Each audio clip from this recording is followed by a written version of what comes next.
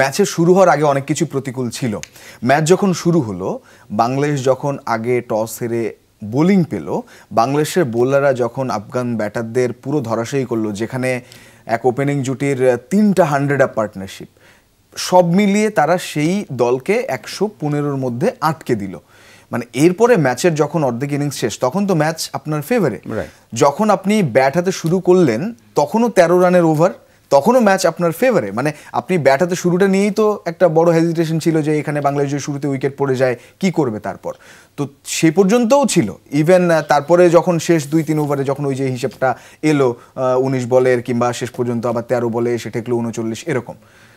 মানে অত দ্রুত ওই প্ল্যানে যাওয়া উচিত ছিল কিনা বা দরকার ছিল কিনা, কিংবা যখন পরিকল্পনা সাকিব নিজে এলেন, সেই গোল্ডেন ডাক, সৌম্য সরকার যিনি ম্যাচ পাচ্ছিলেন না বা পুরোপুরি অফ ফর্মে, তাকে এগিয়ে নিয়ে সবচেয়ে সুপ্রিম টাচে থাকা তাওহিদ হৃদয় পেছনে ফেলা, মানে এতটা এলোমেলো হয়ে যাওয়ার অর্থ কি? অন্যদিকে 115 রান করার পর চাপে থাকার কথা তো আফগানদের, কারণ তারা জিতলে সেমিফাইনাল, হারলে তারা বিদায়, মানে অস্ট্রেলিয়া হয়তো চলে যেত।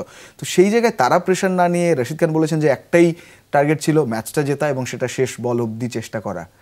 এরকম ক্লিন মাইন্ডসেট কেন নয়? আচ্ছা, আসলে গোল সেটটা ইম্পর্টেন্ট। দেখেন, একটা টিমে যদি 5 জন মনে করে যে আমি জিতবো, বাট 6 জন মনে করে যে না আমরা জিততে নাও পারি, তখন কিন্তু ওই টিমটা কিন্তু ইউনিটি হিসেবে ক্রিকেট খেলে না। একটা টিমকে সবারকে এক মাইন্ডসেটে থাকতে হবে, একটা গোলের উপর থাকতে হবে যে না আমি 12.1 ওভারে কি আমি ম্যাচটা শেষ করব, ডু অ্যান্ড ডাই ম্যাচ খেলবো, না মানে ফেয়ারলেস ম্যাচ খেলে ওখানেই যদি আমরা হেরে যাই, সেই মাইন্ডসেটটা কি সবার ছিল? নাকি হাফ অফ দ্য প্লেয়ার্সের মাইন্ডসেট ছিল 12.1 ওভারে খেলা জেতা, এবং অন্য প্লেয়ারদের মাইন্ডসেট ছিল যে আমি এই ম্যাচটা জিতলেই হবে। আসলে এখানে একটা আমার মনে হয় কিছু কনফিউশন তৈরি হয়েছে। সো ওই জায়গাটা আসলে ক্লিয়ার মেসেজ ছিল না যে আমরা কিসের জন্য আমরা ক্রিকেট খেলছি, কোন অ্যাচিভমেন্টের জন্য ক্রিকেট খেলছি। সো আমার কাছে মনে হয় এই জায়গাটা একটু, আমার অ্যাপ্রোচ দেখে মনে হয়েছে যে এই জায়গাটা একটু ডিফারেন্ট মাইন্ডসেট ছিল।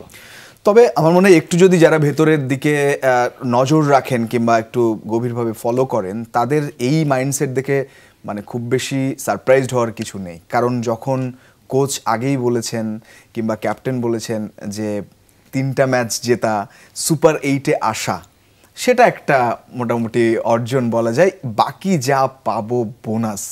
তামিম ইকবাল ইএসপিএন ক্রিক ইনফোতে তিনি কথা বলছিলেন, অনিল কুম্বলে ছিলেন, মোটামুটি তিনি এইটা নিয়েও অনেক কথা বলেছেন যে কোনো দল, 20 দলের বিশ্বকাপ, আপনি 20তম দল, আপনি বিশ্বকাপে যোগ্যতা অর্জন করেছেন, মানে আপনাকে অবশ্যই ট্রফির জন্য খেলতে হবে না। আপনি জানেন আপনার সামর্থ্য নেই, কিন্তু আপনি কখনো মিডিয়ার সামনে এসে বলতে পারেন না যে আমরা জাস্ট সুপার 8-এ যেতে পারলেই হবে কিংবা 2টো ম্যাচ জেতা সেটাই আমাদের পরিকল্পনা। না, নেভার এভার। আপনি অবশ্যই বলবেন যে হ্যাঁ, যেহেতু আমি 20 দলের এক দল, আমি ট্রফির জন্য লড়ছি, তাহলে প্রত্যেকটা ম্যাচ জেতার চেষ্টাই করব। অবশ্যই অনিল কুম্বলে সেটা বলেছেন, এই মাইন্ডসেটটা অনেক কিছু। তো যখন কোচ এটা আগেই বলে দেন, তখন কি বোঝা যায় না যে ড্রেসিং রুমের আসলে কি মানসিকতা চলছে? আসলে achievement has no limits, to be honest. একটা প্ল্যাটফর্মে যখন চলে আসবেন, আইসিসির ইভেন্ট যদি বলি, সো সেখানে যদি আপনি একদম ফুল কম্প্যাক্ট সাইড নিয়ে আসেন, সেখানে কিন্তু আপনি ব্রেক করতে পারে, মানে হেরে যেতে পারেন। বাট যখন আপনি জিততে শুরু করবেন, তখন কিন্তু আপনার অ্যাচিভমেন্টের কোনো লিমিটস থাকা উচিত না। আজকে আফগানিস্তান কি চিন্তা করেছিল যে সেমিফাইনালে যাবে, সো তারা কিন্তু সেমিফাইনালে চলে গেছে। সো হ্যাঁ, এইসব জিনিস আসলে অনেকটাই আমাদের যে লক্ষ্য, সেই লক্ষ্যটা অনেকটাই আসলে আমাদের দ্বিধাদ্বন্দ্বে ফেলে দেয়।